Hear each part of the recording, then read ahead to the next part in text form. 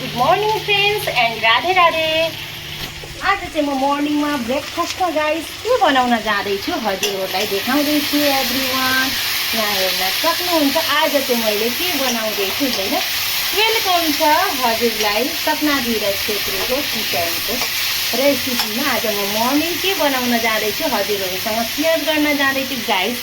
आज चाहिँ म उपमा बनाउन जाँदैछु। यहाँ हेर्न सक्नुहुन्छ सुजी चाहिँ मैले अलिकति घिउमा हालेर फ्राई गरेर निकालिसकेको छु एभ्रिवान हेर्नु होला है।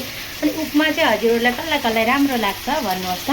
अनि यहाँ चाहिँ हेर्न सक्नुहुन्छ मैले हालिरहेछु कडी पत्ता, मसिनो बारीक काटेर आलु, अलिकति मटर, भर्जिन मटर, त्यहाँबाट प्याज अनि लसुन र अदुवा चाहिँ यसमा चाहिँ ग्राइन्डरमा होइन नि खुन्दनीमा चाहिँ यसरी खुन्देर चाहिँ मैले बनाएको छु है।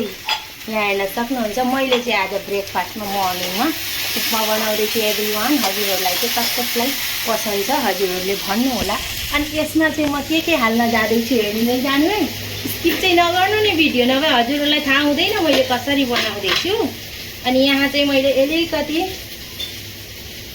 हर्दी, अलिकति ग्राइन्डरमा पेस्ट गरेको जिरा र धनियाँको पेस्ट गरेको छ। अनि त्यहाँबाट साथमा आफूलाई स्वाद अनुसारको हजुरले चाहिँ नमकहरू चाहिँ हाल्नु होला।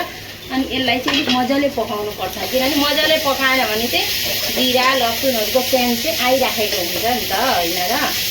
यहाँ हेर्नु मैले चाहिँ यसरी बनाउँदै जाँदैछु, जो चाहिँ अलिक मजाले पकाउनु पर्छ कि। यहाँ हेर्नु होला मजाले पकिराखेको छ हेर्नु होला।